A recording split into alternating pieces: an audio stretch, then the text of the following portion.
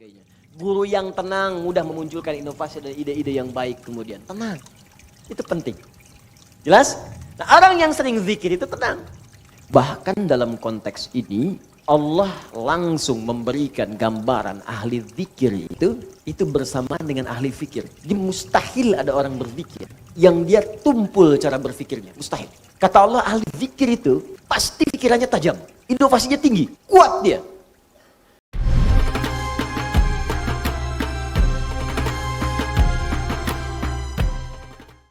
Bapak Ibu sekalian, zikir adalah segala kegiatan atau aktivitas. Segala kegiatan atau aktivitas yang mampu mendekatkan diri kita dengan Allah Subhanahu wa taala.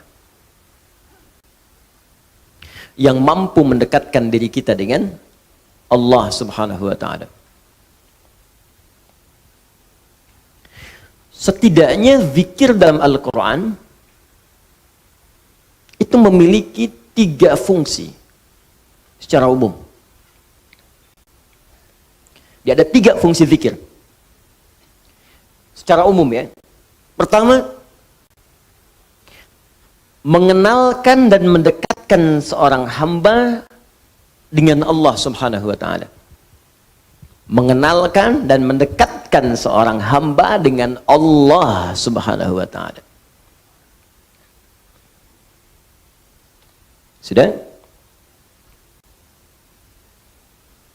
Jadi bagi yang belum kenal Allah, belum beriman, maka dengan dia mengenal zikir, mendengar misalnya, atau melihat, atau memikirkan hal yang terkait dengan zikir, maka dia berpotensi akan mengenal Allah Subhanahu wa taala. Dengan mengenal itu, boleh jadi kemudian semakin dekat dia untuk mendapatkan hidayah.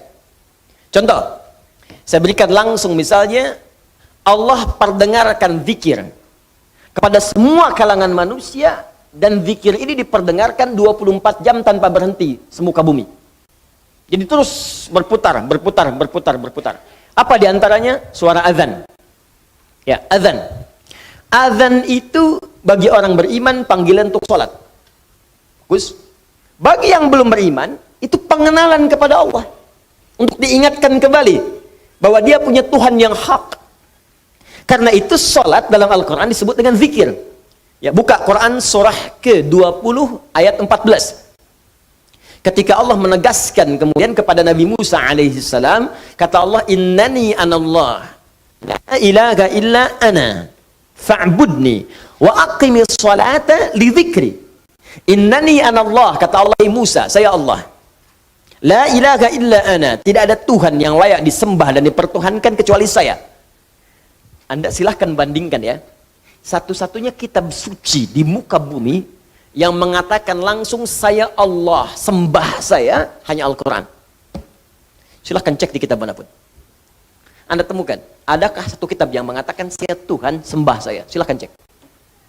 Hanya di Al-Quran tertulis innani anallah, di mushaf dituliskan, di Quran dibacakan innani anallah, kata Allah saya Allah, dan kalimatnya menggunakan inna, harfu tauqidin wa nasbin tansibul isma wa tarfa'ul khabara mabniun alal fathi la mahalla lahu minal i'rabi.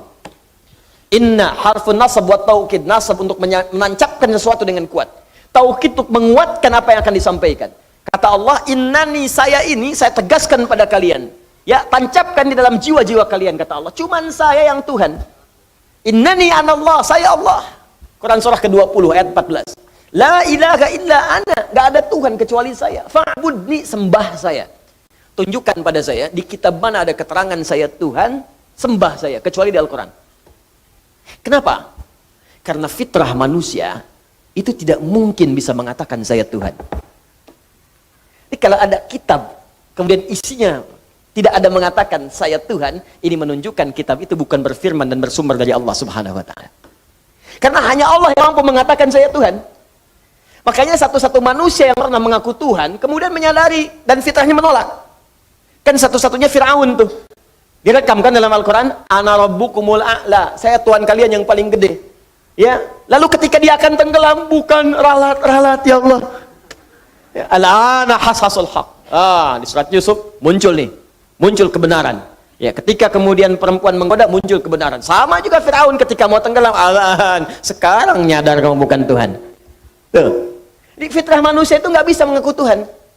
Kalau mengaku yang setara-setara itu, setara itu ada nilai kemanusiaannya, mungkin nabi ada banyak. Ngaku nabi ada karena sebagian sifat kenabian itu sifat-sifat manusia, sifat kemanusiaan fitrah. Makanya manusia ada di antara mereka mengaku nabi, ada. Ya, kan banyak tuh.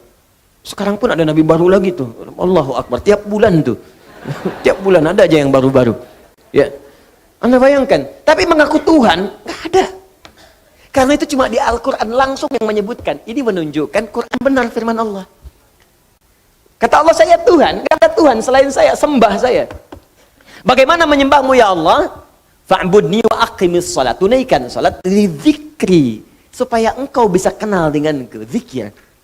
Supaya engkau bisa dekat denganku. Karena itu panggilan untuk salat, panggilan yang mengenalkan Allah. Silahkan cek 5 kali dalam sehari, dibagi dalam setiap waktu. Kalimat panggilan salat dibuka dengan kalimat apa? Allahu Akbar, Allahu Akbar. Allah.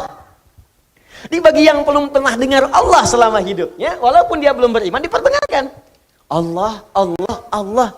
Setidaknya akan bertanya. Anak kecil yang hidup di lingkungan orang-orang yang belum beriman akan bertanya, Allah, apa itu Allah? Siapa itu Allah? Pagi baru bangun tidur diperdengarkan. Ya, bahkan yang belum bangun bisa diperdengarkan. Allahu Akbar, Allahu Akbar. Siang kedengaran lagi. Sore kedengaran lagi. Maghrib kedengaran. Mau tidur diperdengarkan lagi. Dari bangun tidur sampai tidur lagi diperdengarkan. Dan saya sering katakan, cuman lafaz azan yang dikumandangkan di bumi yang tidak pernah berhenti. Karena itu jadwal sholat ketika disusun itu Anda terlihat ada perbedaan kan? Tanah Kusir dengan Pondok Indah beda mungkin sekian menit. Ini sekian menit, ini sekian menit, sekian menit. Mesir selesai adzan, Libya adzan. Libya selesai, Tunisia adzan. Tunisia selesai, Maroko adzan. Maroko selesai, Aljazair adzan. Nyebrang langsung dari Italia ke Spanyol ke Prancis terus. Di Indonesia pun begitu. Dari Sabang sampai Merauke 24 jam nggak pernah berhenti lafaz adzan. Jadi zikir, manfaat yang pertama bisa mengenalkan seseorang yang belum kenal Allah dengan Allah. Karena itu tidak sedikit orang mendengar adzan masuk Islam. Diperdengarkan. Anda bayangkan? Ada orang dengan mata melihat, tayangin. Ya, makanya bikin Bapak Ibu status-status yang baik. Di Facebook, tayangkan aja hadis, ayat, isi dengan dakwah. Boleh jadi apa yang kita tampilkan mungkin dilihat orang, dan kalau bukan dia mendekat kepada Allah, atau dia kemudian menjadi beriman kepada Allah. Yang sudah beriman semakin kuat imannya. Yang belum beriman begitu melihat status Anda, mari berbuat baik dalam kehidupan. Al-Quran surat sekian, ayat sekian. Mari kita berbuat jujur, hadis Nabi SAW. Teman Anda mungkin bukan semuanya Muslim.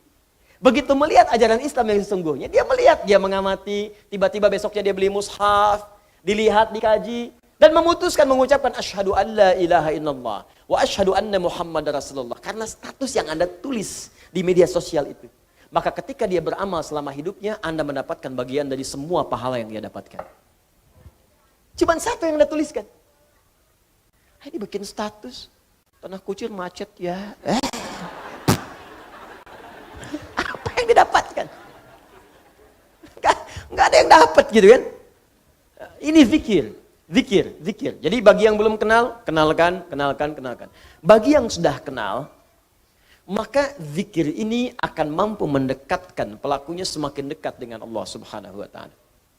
Karena itu orang yang rajin sholat, semakin banyak sholat, semakin dekat dengan Allah. Nggak percaya silahkan Bu, Pak. Kalau yang masih sholatnya fardu saja, apalagi yang kerjanya, maaf ya, menyendiri, belum senang jamaah, itu perasaannya masih biasa. Beda dengan ketika Anda mulai memburu masjid untuk jamaah. Di rumah pun pengen jamaah. Beda ketika Anda mulai memburu sholat sunnah, malam tahajud, siangnya duha dikerjakan, rawatib tak tinggal. Demi Allah saya katakan, demi Allah, wallahi, Anda akan mendapatkan kenikmatan iman dalam jiwa. Yang ketika tertinggal sunnah, Anda bisa gelisah. Itu tanda Anda sudah mulai semakin dekat dengan Allah Subhanahu wa Ta'ala. Contoh lain, Al-Quran disebut zikir. Quran surah ke-15 ayat 9. Inna nahnu nazzalna dzikra wa inna lahu lahafizun. Sungguh kami telah turunkan Al-Quran sebagai zikir. Anda kalau sedang baca Al-Quran, zikir. Sedang zikir. Semakin meningkat levelnya, saya udah nggak mulai mau baca lagi. Saya pengennya langsung menghafal. Baca, menghafal. Maka meningkat langsung. Tingkatnya dari yang cuma 1 naik langsung 4. Disebutkan di Quran surah 54 ayat 17, 22, 32, 40. 4 kali disebutkan dengan kalimat yang sama. Walaqad yassarnal Qur'ana lidzikri. Sungguh kami telah mudahkan Al-Quran untuk dihafalkan. Menghafal Quran disebut dengan zikir. Karena itu, orang yang baru baca dengan yang telah menghafal, kedekatan dengan Allahnya beda. Nggak percaya silahkan cek. Anda yang baru baca, besoknya baca lagi, meningkat, baca lagi. Semakin banyak baca, semakin dekat dengan Allah. Yang menghafal lebih daripada itu. Tambah lagi, ngulang lagi, murajaah lagi, bangun tahajud, ulangi lagi. Semakin terasa perbedaannya. Doa, bagian dari zikir. Quran surah ke-7 ayat 205. Wadhkur rabbaka fi nafsika tadarruan wa khifatan wa dunal jahri minal qaul. Makanya ketika Anda sedang berdoa, bukankah semakin merasa dekat dengan Allah? Ya kan? Ada perasaan berbeda dalam hati kita kan? Nah, jadi yang pertama, fungsi zikir itu mampu mendekatkan diri kita dengan Allah Subhanahu wa taala. Kalau sudah dekat orang ini, maka akan terjadi 2 hal dalam hidupnya. Fokus. Hal pertama, mudah mengerjakan perintah Allah, dan yang kedua, mudah meninggalkan larangan Allah Subhanahu wa taala. 1, mudah mengerjakan perintah Allah Subhanahu wa taala. Dan yang kedua, mudah meninggalkan larangan Allah Subhanahu wa taala. Udah, sami'na wa ata'na saja. Kata Allah, salat, siap ya Allah. Puasa, siap ya Allah. Infak, siap ya Allah. Zakat, aku usaha supaya zakat ya Allah. Dia bekerja itu dapat kekayaan bukan supaya pengen kaya, supaya pengen zakat, Bu. Coba lihat, Pak. Perhatikan cara berpikirnya ya. Orang kalau sudah imannya tinggi, dengan Allahnya semakin dekat, jadi dia ingin meraih kedudukan dunia itu bukan untuk mendapatkan dunianya, untuk mendapatkan kedekatan ridha Allahnya. Di saat orang mencari dunia untuk menambah harta, saya pengen mobilnya diupdate dari Avanza jadi Ferrari, misalnya kan? Saya pengen kedudukan diupdate dari yang bawah jadi ke atas. Cuman untuk itu saja. Orang beriman tidak. Ya Allah, saya cari harta untuk supaya saya bisa zakat, saya bisa infak, saya bisa sedekah. Makanya ketika orang mengejar akhirat, dunianya ikut. Ya, mohon maaf Bapak Ibu, bukan berarti Anda zakat itu dilarang untuk membeli mobil-mobil yang bagus. Kalau bisa pakai. Subuhan pakai Ferrari, duhur Lamborghini gitu kan. Enggak apa-apa, silakan. Enggak ada masalah. Tunjukkan bahwa dengan itu semua terupdate status Anda di hadapan Allah Subhanahu wa taala. Boleh. Dibeli Ferrari cuma buat dipakai panasin doang. Menjelang subuh, balapan sama taksi dibayar. Ngapain? Cuman dilihat, ya pesen onder deal, bawa angkut pesawat, datang capek. Ya, udah, kita kerjakan dengan baik, isi akhirat dunia ikut. Paham? Nah, jadi ini bagian yang pertama. Makanya update, orang yang kemudian mudah dekat dengan Allah, kenapa berzikir? Supaya mudah kita menunaikan perintah Allah. Demikian ketika dilarang pun mudah kemudian meninggalkan. Makanya nanti di ayat ini ada ujian. Betul nggak kita mudah mengerjakan ini dan mudah meninggalkan yang dilarang? Kata Allah, jangan zina, siap saya tinggalkan ya Allah. Jangan mencuri, nggak akan saya kerjakan ya Allah. Jangan gibah, nggak akan saya lakukan ya Allah. Kamu gibah ya? Tidak ya Allah. Tidak akan pernah saya kerjakan. Tidak seperti ibu itu tuh. Kalau tiap hari ya Allah gibah terus. Gibah itu namanya. Jangan sombong, tak akan saya lakukan ya Allah. Sami'na wa ata'na. Ya, jadi teman-teman sekalian, dalam 2 konteks ini, orang-orang yang dekat dengan Allah Subhanahu wa taala, ya, ketika dia kemudian mendekat kepada Allah, dengar kalimat Allah, bagi yang belum beriman, boleh jadi bisa kemudian memutuskan untuk beriman. Dengan izin Allah kita berdoa, mudah-mudahan yang belum beriman diberikan kekuatan untuk oleh Allah Subhanahu wa taala untuk mengucapkan syahadat. Amin. Ustaz afwan. Ada yang ingin masuk Islam. Alhamdulillah. Mari kita bahas. Alhamdulillah. Baik, disiapkan dulu kalau sudah siap. Oh, ini perempuan ya, Mbak Olivia Catherine, ada di sini? Ada. Oh, sudah siap? Oh, baik. Boleh dijeda sebentar Bu, Pak? Ya. Bismillah. Boleh saya minta datanya dulu, disiapkan dulu datanya ya, nggak usah maju banyak ke sini. Ya, banyak wajah-wajah yang harus diwaspadai di depan. Saya minta datanya, saya teruskan sambil tolong diminta. Oh iya, di situ aja di dalam, kemudian mic-nya di dalam. Ya karena beliau perempuan, kita jaga kehormatan beliau, ya supaya saya cukup mendengar suaranya. Mohon di datanya dulu ya. Saya pinjam KTP-nya mungkin sebentar supaya saya bisa ketahui. Jangan-jangan nanti begitu saya sapa Pak Sul yang jawabnya.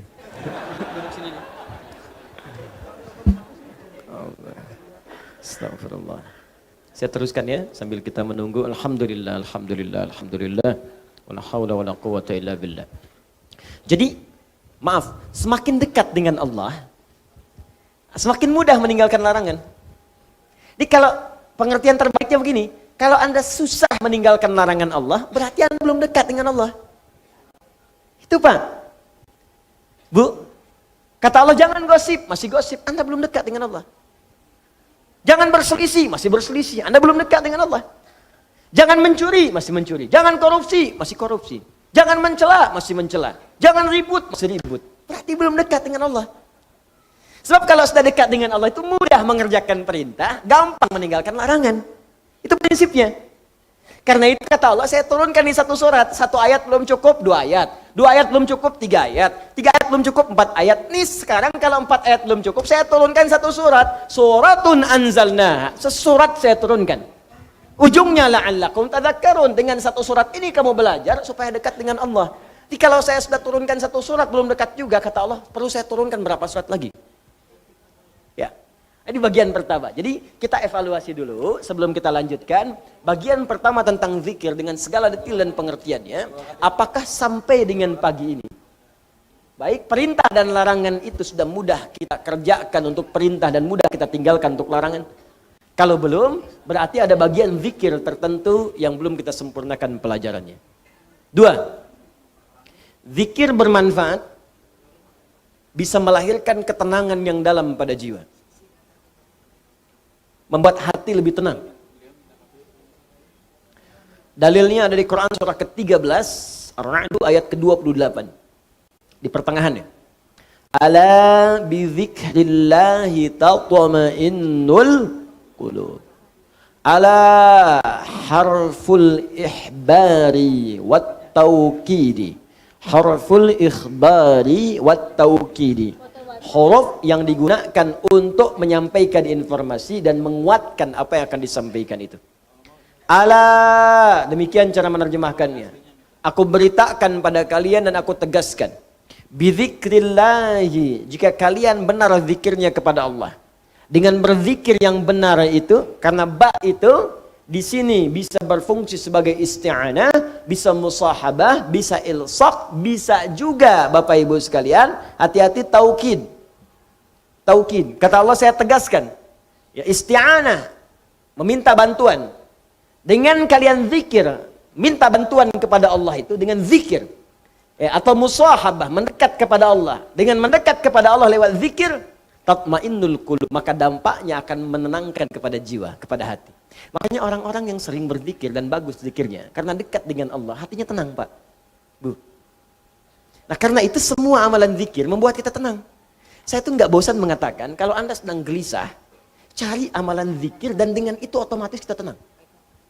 Kalau sedang punya masalah, lebih baik kerjakan amalan zikir. Minimal hati tenang, walaupun solusi belum datang. Masih ingat tadi? Jenis-jenis zikir, satu apa? Salat. Kedua, berdoa. Ketiga, baca Al-Quran. Kan? Coba deh, ibu, bapak punya persoalan. Pilih satu di antara 3 ini. Ketika sedang punya masalah, ambil wudhu. Menghadap ke arah kiblat, salat 2 rakaat. Silakan salat.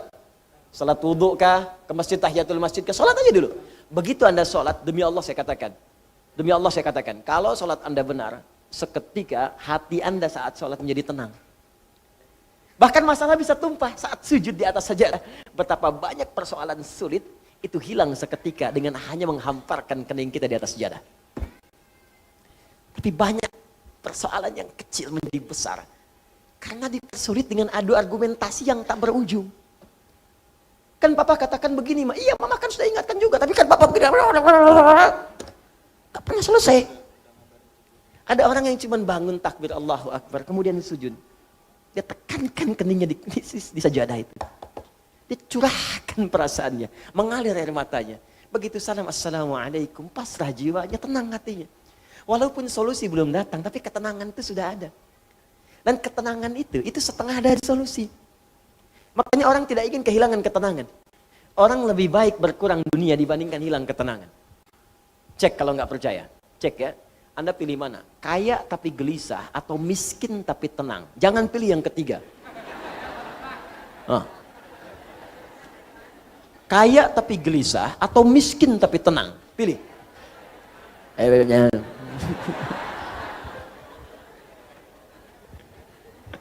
Paham ya? Itu. Tenang itu penting. Dan tenang itu setengah dari solusi. Ibu yang tenang, mudah memberikan kemudian arahan kepada anak-anak. Suami yang tenang, mudah kemudian membimbing keluarga. Pemimpin yang tenang di perusahaannya, mudah mengatur kemudian arus perusahaannya, pekerjaan dan sebagainya. Guru yang tenang, mudah memunculkan inovasi dan ide-ide yang baik kemudian. Tenang, itu penting. Jelas? Nah, orang yang sering zikir itu tenang. Baca Quran. Makanya kalau sedang ada kegelisahan, kita cari ketenangan. Ketenangan terbaik itu zikir. Makanya orang yang tenang itu cenderung sehat, Bu, Pak. Gak banyak penyakit. Artinya kalau selama ini Anda sering gelisah, zikirnya belum maksimal. Ya, uang belanja belum muncul juga, udah akhir bulan, gelisah gitu. Mana zikirnya? Ya, baru macet sedikit udah gelisah. Ya, baru gelap dikit mendung udah gelisah.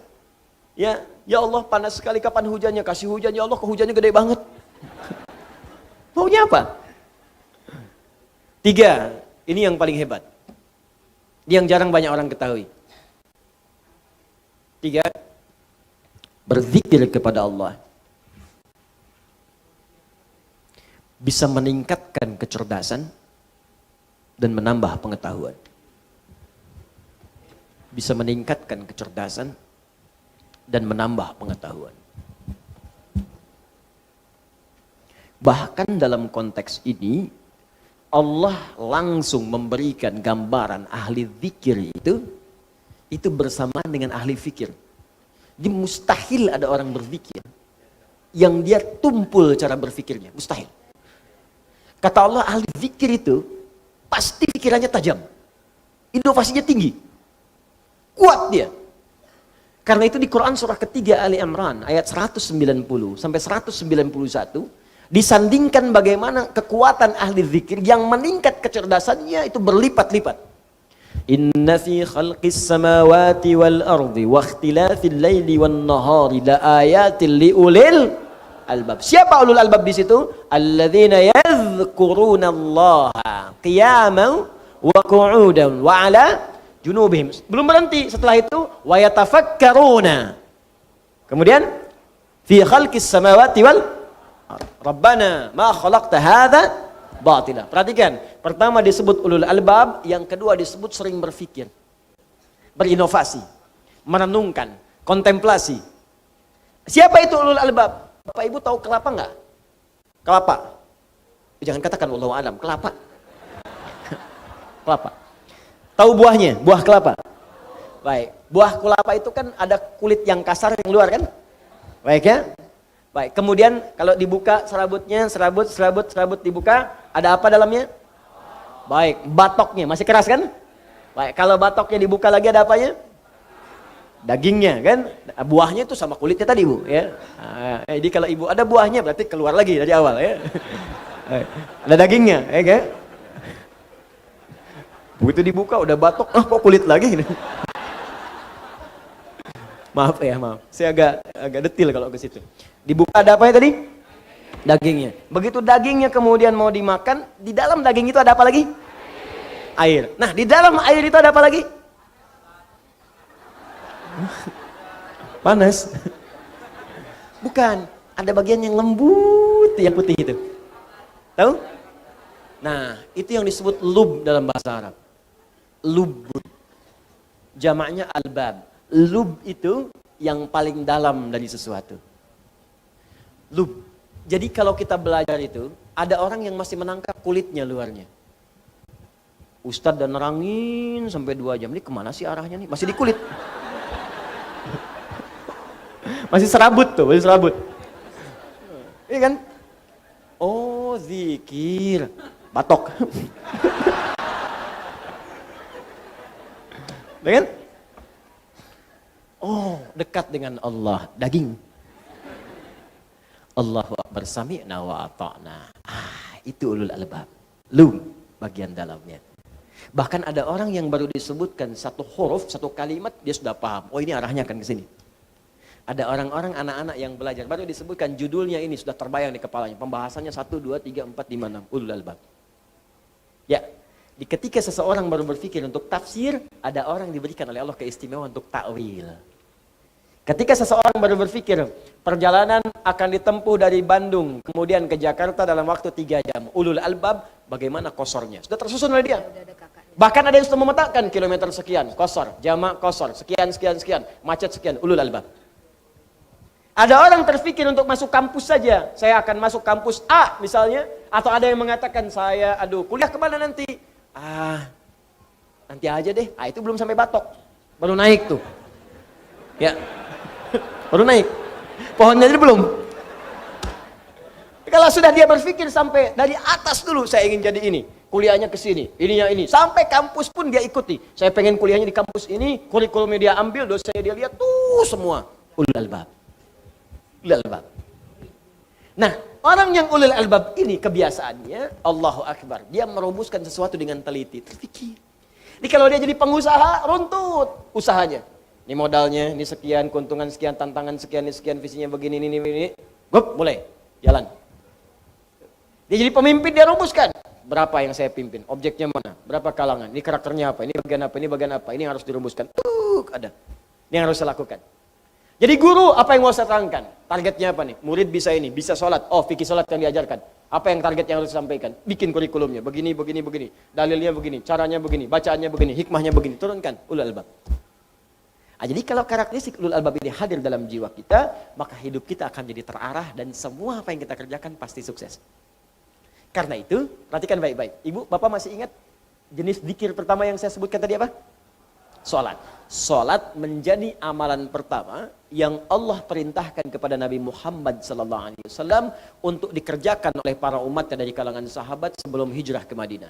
Allah tidak mengajarkan puasa dulu, bukan haji dulu, bukan umrah dulu, bukan zakat dulu, tapi sholat dulu. Begitu sholat diajarkan dengan baik, semua para sahabat, seluruhnya, dengan profesi apapun yang mereka jalani, semua sukses tanpa kecuali. Tunjukkan pada saya sahabat mana yang tidak sukses dalam hidupnya. Semua sukses. Walaupun kadar kesuksesan itu bagi setiap orang relatif. Bagi si A, saya pengen jadi guru, udah sukses. Bagi si B, manajer sukses. Bagi si C, direktur sukses. Walaupun itu bisa relatif, tapi semua menjangkau. 12.000 sahabat Nabi, 38 jadi panglima. Kekuatan satu panglimanya bisa menaklukkan Persia dan Romawi. Satu diplomatnya bisa menaklukkan Afrika. Amr bin As, cuman ekspedisi. Dari mulai Mesir, Libya, Tunisia, Maroko, Aljazair, sampai ke Syam. Sekarang 4 negara. Jordania, Libanon, Palestina, Syria. Itu semuanya muslim sampai sekarang. Cuman satu orang diikutin para sahabat dari belakang. Satu orang ikut ketika hijrah kemudian ke Ethiopia, ke Habasyah, sekelompok sahabat Nabi dipimpin Ja'far, ya, bin Abi Thalib. Kemudian sebagian ada yang ikut satu orang saat ekspedisi ke Cina, ya, singgah kemudian di Baros, 414 km dari kota Medan. Singgah di situ, singgah saja Islam senusantara. Kemudian jadi Indonesia, Malaysia, Brunei Darussalam, Filipina Selatan, Thailand Selatan, Rakhine sukunya Rakhine sampai sekarang. Bukan karena keislamannya, karena Allah jaga dengan nilai Islam itu. Yang paling penting itu kok bisa ada yang sukses, tenang hatinya. Tidak, berislam itu sukses. Berislam itu tenang. Islam itu solusi. Islam itu inovasi. Jadi kalau Anda sudah masuk Islam belum sukses, belum tenang, belum bisa berinovasi, ada yang belum sempurna kita pelajari. Itu poinnya. Karena itu ketika seseorang dekat dengan Allah, maka ditambahkan pengetahuan. Tadi yang saya katakan, turun Quran surah kedua di akhir ayat 282, paling kiri sebelah bawah. Wattaqullah wa yu'allimukumullah. Semakin kau tingkatkan takwamu kepada Allah, semakin aku tambahkan pengetahuan kepadamu. Demi Allah saya katakan, perhatikan oleh Anda biografi orang-orang dulu di masa yang lalu. Orang-orang hebat, yang penemu dari mulai matematikawan, fisikawan, kimia, ahli pakar di bidang macam-macam. Silahkan cek. Pendidikan pertama mereka sebelum belajar hanya memaksimalkan 2 hal. 1, menghafal Al-Quran. 2, memaksimalkan sholat. Ajarkan anak Anda sholat dengan baik, hafalkan Quran. Begitu mulai dikerjakan dekat dengan Allah, akan mudah membuka potensi ilmu manapun yang akan dipelajari.